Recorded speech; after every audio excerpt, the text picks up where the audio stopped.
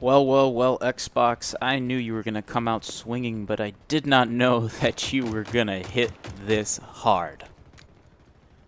Welcome, Ooplesofters. It's your boy Austin here, and I gotta tell you, I am honestly so surprised.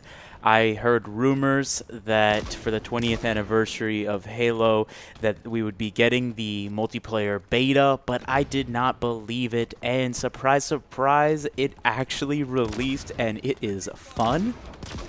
What? I am so happy. I had a great time playing for the last couple of hours, and I've got to tell you that I am very worried. Not for Xbox, but for EA. I believe that because Halo Infinite released so early, and because it is free to play, Microsoft is actually going to be eating EA's lunch. And that Battlefield 2042 is not going to have the active player counts that they predict. They are not going to be able to fill their 128 player servers, and we're going to have a disastrous launch on the 19th. I say that based off of my experiences playing the open beta and seeing the community's reaction both on Reddit, on Twitter, and on YouTube to the recent early access that folks who ordered the gold and super premium whatever edition were able to gain. And I gotta tell you, these clips are not looking good, folks. I see a lot of graphical glitches. I see a lot of gameplay breaking bugs, things that just ruin the fun for you, like spawning outside of this huge map and immediately dying as soon as you're deployed because it spawned you out of bounds. And you get none of that in Halo Infinite, a game that was thankfully delayed to be polished up and to be given the right treatment that it deserves. And I gotta tell you, I did not play Halo 5. I barely played Halo 4.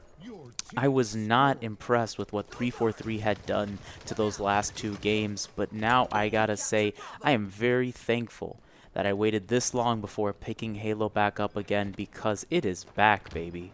And now being free to play, we have lowered the economic barriers of entry for so many new fans to be able to enjoy this series like I did when I was a kid. I gotta tell you, it is a sad day to be a Battlefield fan, which I was, and I was very excited when I got to pick up and play the open beta, but alas, my experiences were just about the same as everyone you've been seeing on Twitter and on Reddit.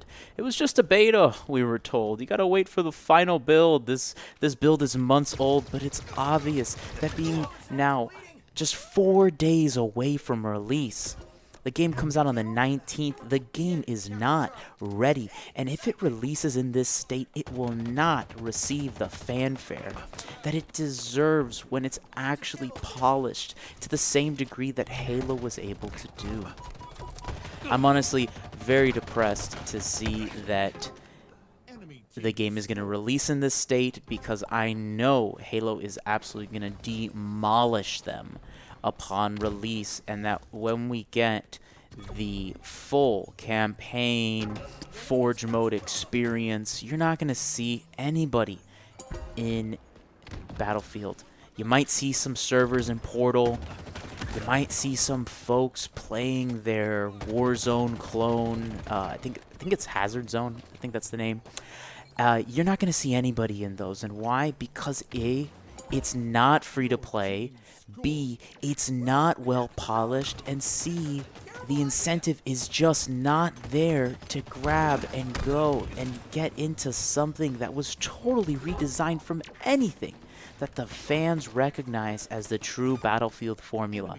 What's beautiful about Halo Infinite is that 343 went back to the basics, the fundamentals, the gameplay that we loved from the Halo 3 multiplayer, and they built upon it. And they took community feedback in stride, and they understood what needed to be fixed before deciding, hey, you know what? Let's give the community a treat. We've let them wait long enough.